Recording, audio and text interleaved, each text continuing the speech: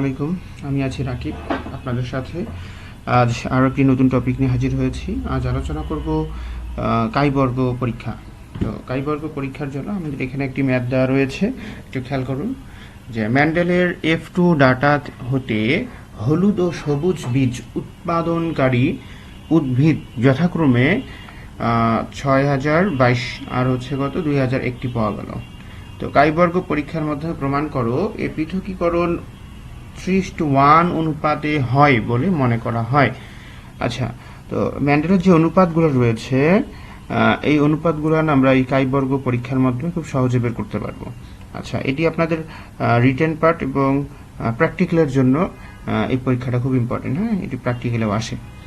আচ্ছা, তো ফার্স্ট যে কাজগুলো আপনাকে করতে হবে, ওই অনুপাত যে অনুপাত দেওয়া থাকবে এখানে 9:7 বা 3:1 এখানে যেমন দেওয়া রয়েছে, তো এই 3:1 অনুপাতগুলোর যোগফল বের করবেন।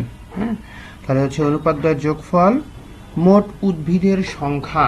তাহলে মোট উদ্ভিদ এখানে কতগুলো রয়েছে, যেমন প্রথমে রয়েছে 6022টা আর এখানে 2001টা, তাহলে এটা যোগ করব, এটা যোগফল বের করব।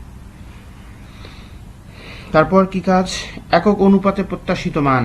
একক অনুপাতে প্রত্যাশিত মান বলতে ঠিক এইখানে আমি যে মোট ফলাফল পাবো আর যে অনুপাতের পরিমাণটা পাবো, এখানে যে অনুপাতটা পাওয়া যাবে তার যোগফল। হ্যাঁ, এই অনুপাতগুলোর যোগফল, এখানে যদি 9:7 হয়ে থাকে তাহলে সেটা কিন্তু যোগ করতে হবে। যোগ করে তার যোগফলটা দিয়ে এইখানে মোট যোগফল দিয়ে কি করতে হবে, ভাগ করতে হবে। হ্যাঁ, মোট যোগফল ডিভাইড অনুপাত দ্বয়ের যোগফল, তাহলে সেটা দিয়ে ভাগ করবেন, তাহলে একটা ভাগফল পেয়ে যাবেন।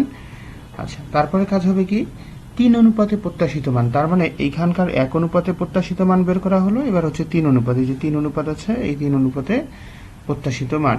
তাহলে 1 অনুপাতে যদি এত হয় তাহলে 3 অনুপাতে কি বেশি হবে না, এই জন্য 3 দ্বারা গুণ করতে হয়েছে। হ্যাঁ, গুণ করলে আমরা একটা বেশি মান পাবো। আচ্ছা, এবার কাই স্কয়ারের যে মেন সূত্র সেখানে আসি। কাই স্কয়ার কাই বর্গ, তো এক্স স্কয়ার ইকুয়াল কি ও মাইনাস ই তার উপরে স্কয়ার ডিভাইড ই। এখন ও মাইনাস ই এরা কারা, তাহলে এটা কি, এটা আমার প্রদত্ত মান, এ প্রত্যাশিত মান।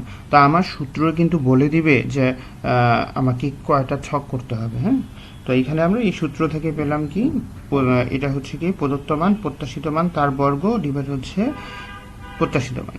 তার মানে আমার কি কি লাগতেছে, ও লাগবে, ই লাগবে, তাহলে ও আর ই লিখবো। তারপর ও মাইনাস ই লাগবে, ও মাইনাস ই লিখলাম, ও মাইনাস ই স্কোয়ার, তাহলে ও মাইনাস ই স্কোয়ার দিলাম, হোল স্কোয়ার আর কি।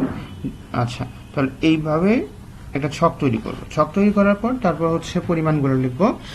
এখানে হলুদ আর পরেরটা সবুজ, তাহলে হলুদ কিন্তু প্রথমে। হ্যাঁ, তাহলে প্রথম অনুপাতটা কত, 3, তার মানে 3 অনুপাতের জন্য মানটা লিখতে হবে।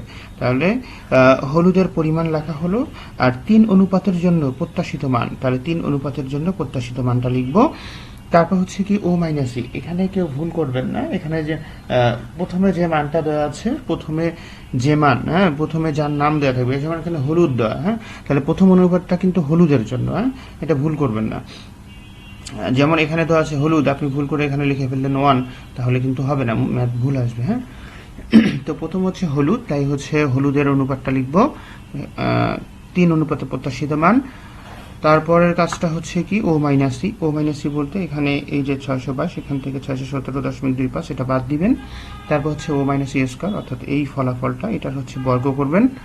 আচ্ছা, তারপর এখানে আসি, ও মাইনাস ই স্কয়ার ডিভাইড ই বলতে এখানে ও মাইনাস ই স্কয়ার, তার মানে এইখানে যে ফলাফলটা পেয়েছি আমরা এইটার বর্গ করব। বর্গ করে ভাগ দিব কত দিয়ে, যে 6017.25, এইটা দিয়ে ভাগ দিব। ভাগ দিলে একটা ভাগফল পাওয়া যাবে। আচ্ছা, তারপরে কাজ কি, হলুদ সবুজ যেটা রয়েছে, সবুজে অনুপাত কত, 1, তাহলে 1 অনুপাতে প্রত্যাশিত মান। হ্যাঁ, এখানে 1 অনুপাতে প্রত্যাশিত মান। তারপর কি করব, এখান থেকে এটাকে বিয়োগ করে দিব। তারপর কি, ও মাইনাস ই হোল স্কয়ার দরকার, তারপর এটাকে আমরা স্কয়ার করে দিব। আচ্ছা, স্কয়ার করলে একটা নির্দিষ্ট ফলাফল পাবো।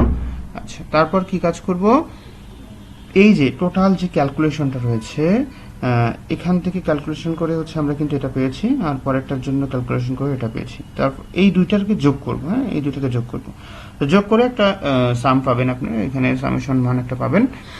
তারপরে কাজ পার্থক্য নির্ণয়। এখন পার্থক্য এখানে আমার ছক রয়েছে হচ্ছে দুইটা, যার জন্য হচ্ছে দুইটা ডাটা দেওয়া রয়েছে। তাহলে এখানে n-1, তাহলে n হচ্ছে কি, এইখানে পরিমাণ হচ্ছে দুইজন, মানে দুইটা ডাটা নির্ণয় করতে বলছি, তাহলে দুই মাইনাস হচ্ছে 1 ইকুয়াল হচ্ছে 1। আচ্ছা, তো এখন এই 1 হচ্ছে স্বাধীনতার মাত্রা, একটা কি স্বাধীনতার মাত্রা।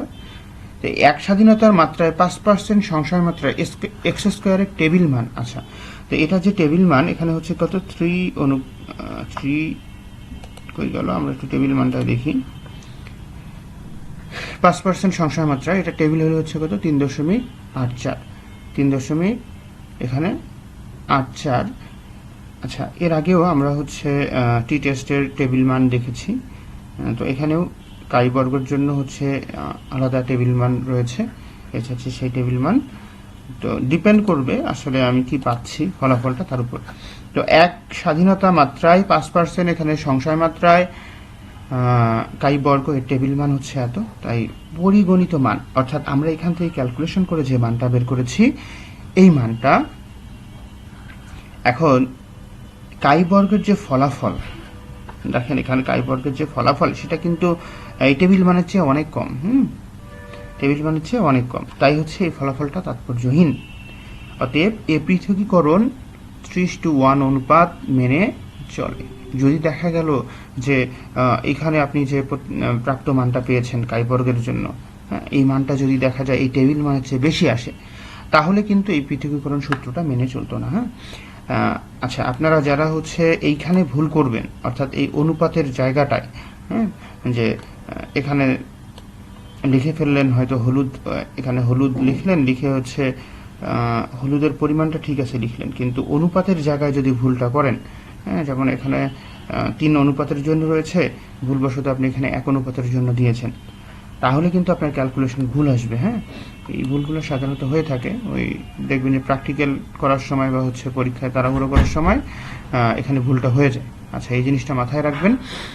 যদি এখানে ভুল হয়ে যায় তাহলে কিন্তু এই টেবিল মানের চেয়ে আপনার ফলাফল অনেক বেশি আসবে। আচ্ছা, তো আজ এ পর্যন্ত আমরা হচ্ছে কাই বর্গ এভাবেই করতে পারবো। কাই বর্গ খুব সহজ একটা পদ্ধতি।